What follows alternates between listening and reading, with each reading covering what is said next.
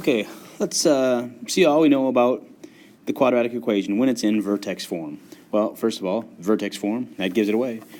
The vertex. Remember, when you're messing with the x, it's always opposite to what we believe, so it's not -2, but it's 2. And it's then -4. 2, -4 is my vertex.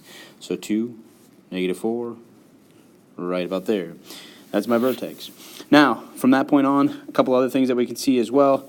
First of all, if I look at that -3, I know that because it's negative, my parabola is going to open downward. And because it's a -3, again, I do not want you to get this confused with slope. It's not slope, but if I go down 3 and over 1,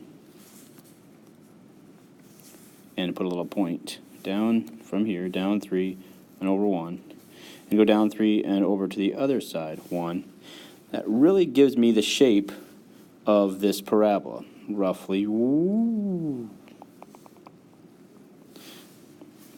Now, another thing that they can kind of come up with a lot of times, they'll ask you the line of symmetry.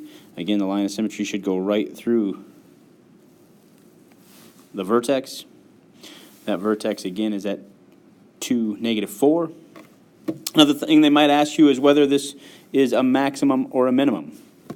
Well, again, because it opens down, we're going to have a maximum value. That maximum value is right here. Again, the y value of 4.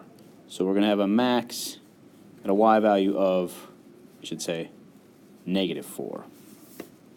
That's what we get. Out.